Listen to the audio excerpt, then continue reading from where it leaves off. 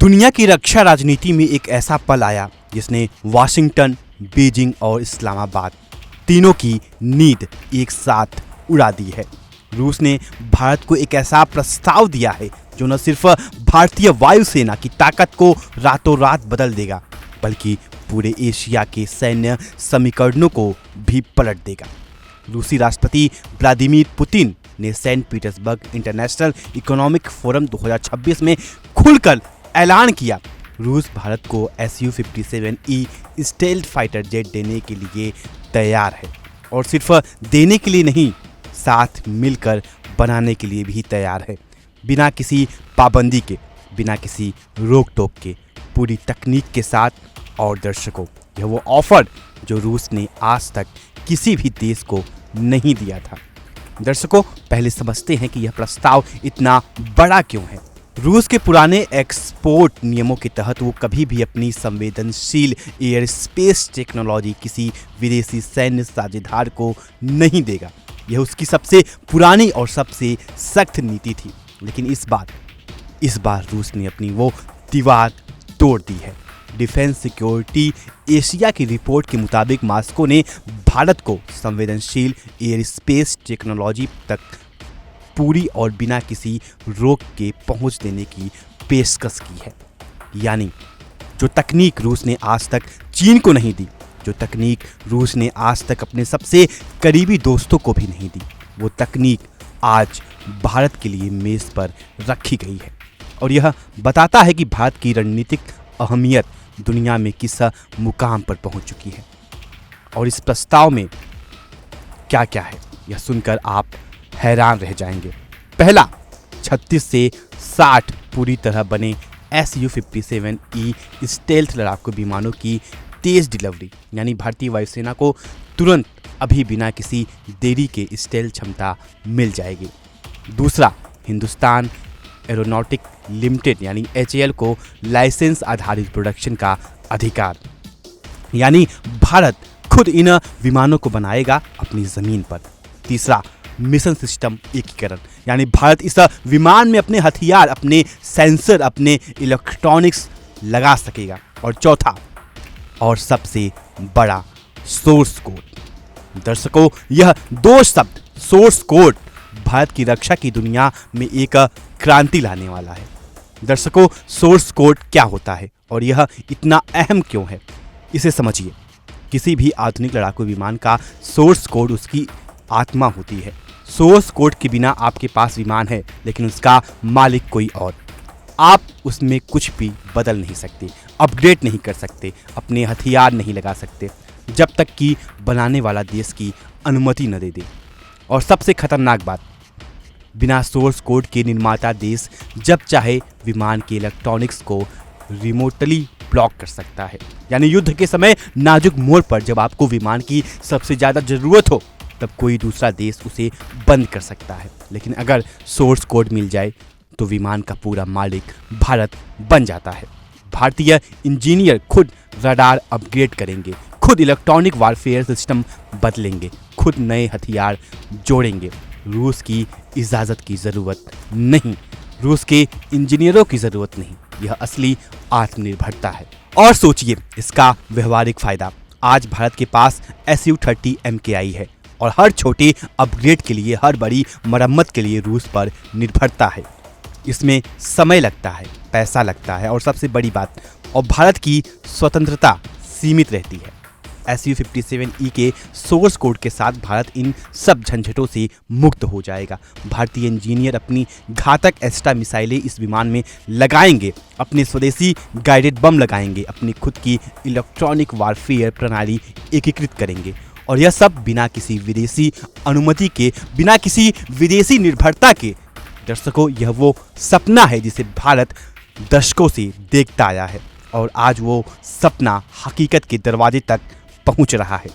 लेकिन दर्शकों, इस प्रस्ताव की अहमियत सिर्फ तकनीकी नहीं है, यह भू राजनीतिक भी है। और यहाँ सबसे बड़ा सवाल ये है, रूस का यह ऑफर चीन और पाकिस्तान के लिए क्या संदेश है। दर्शकों, चीन के पास 2 पांचवी पीढ़ी के लड़ाकू विमान हैं, J-20 और J-35। J-20 चीनी वायुसेना इस्तेमाल करती है और J-35 वो पाकिस्तान को देने वाला है। जी हाँ, पाकिस्तान को स्टेल्थ फाइटर मिलने वाला है। यह भारत के लिए एक गंभीर सुरक्षा चुनौती है।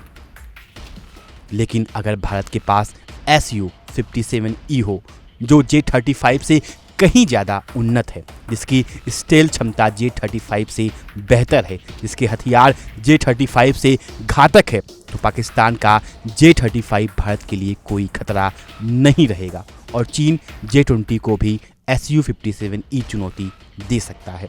रूस का यह ऑफर सिर्फ एक रक्षा सौदा नहीं है, यह चीन पाकिस्तान गठजोड़ के खिलाफ एक रणनीतिक जवाब है और अमेरिका के लिए संदेश।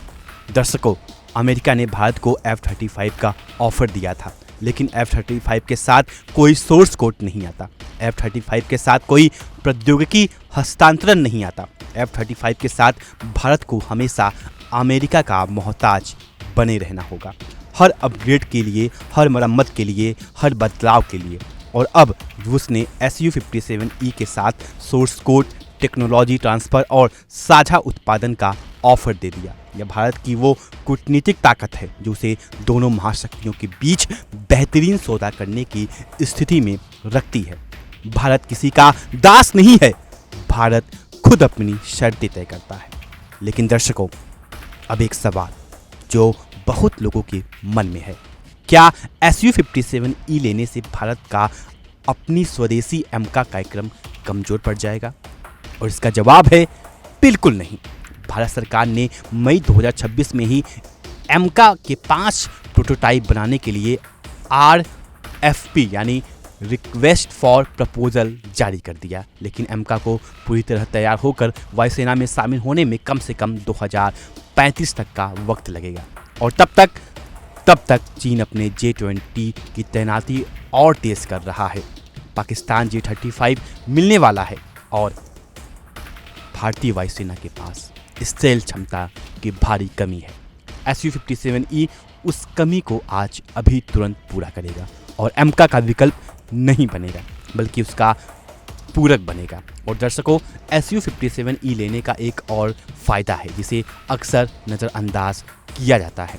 एमका को बनाने के लिए भारतीय वैज्ञानिकों को स्टेल्थ तकनीक की गहरी समझ चाहिए। रडार से बचने वाली कोटिंग, लो डिज़ाइन स्टेल्थ मेंटेनेंस Su-57E मिलने से भारतीय वैज्ञानिक इस तकनीक को करीब से सीखेंगे, समझेंगे और एमका में लागू करेंगे। इसके अलावा एमका के लिए भारत को एक शक्तिशाली 5वीं पीढ़ी के इंजन की ज़रूरत है और रूस के साथ इस साझेदारी से इंजन तकनीक हस्तांतरण का रास्ता भी खुल सकता है और भारतीय इंजीनियर Su-57E पर सेंसर, फ्यूज़न और रडार इंटीग्रेशन सालों पहले ही सीखकर परिपक्व हो जाएंगे, जो एमका के लिए सीधे काम आएगा। यानी Su-57E लेना एमका के खिलाफ नहीं, बल्कि एमका की तैयारी है। दर्शकों, Su-57E क्या है यह भी जानना ज़रूरी है।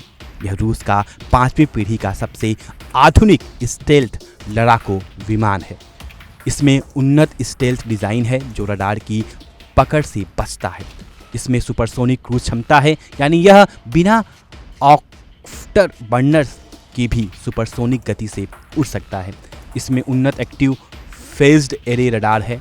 इसमें अत्याधुनिक इलेक्ट्रॉनिक वारफेयर प्रणाली है और इसमें ऐसे हथियार हैं जो विमान के अंदर छुपे रहते हैं ताकि स्टेल्थ क्षमता बनी रहे। यह विमान अमेरिका के F-35 की सीधी टक्कर का है और यह कुछ मामले में उससे भी बेहतर। और अगर यह विमान भारतीय स्वदेशी हथियारों के साथ एकीकृत हो जाए तो यह दुनिया का सबसे घातक लड़ाकू विमानों में से एक बन जाएगा। दर्शकों, इस पूरी कहानी का सार एक ही है। भारत आज उस मुकाम पर खड़ा है जहां दुनिया की बड़ी बड़ी ताकतें उसे अपना सबसे कीमती हथियार देने के लिए लाइन में लगी है। अमेरिका F-35 दे रहा है, रूस Su-57E दे रहा है और भारत दोनों को देख रहा है, दोनों से बात कर रहा है और अपने एमका पर भी काम कर रहा है। यह वो भारत है जो किसी का मोहताज नहीं है, जो अपनी शर्तों पर अपने हित में अपने देश के लिए सबसे बेहतर फैसला करेगा। SU-57E का सोर्स कोड मिलना यह भारत के उस आत्मनिर्भरता की दिशा में सबसे बड़ा कदम होगा जिसका सपना हर भारतीय देखता है। आसमान में भारत का दबदबा होगा और वो दिन अब दूर नहीं। फिलहाल हमारे इस खास विश्लेषण में अभी के लिए सिर्फ इतना ही। इस खबर को लेकर के आपका क्या कुछ राय है, अपना राय कमेंट सेक्शन में जरूर साझा करें। वीडियो अच्छी लगी हो तो वीडियो को लाइक करें और चैनल को सब्सक्राइब करना ना भूलें। तब तक के लिए नमस्कार। देखिए इंडिया डेली 24/7 अब आपकी स्मार्ट टीवी पर। इंडिया डेली मौजूद है सभी डिजिटल प्लेटफॉर्म पर लाइव और लगातार। इंडिया डेली 24/7 हर दिन राष्ट्र को समर्पित।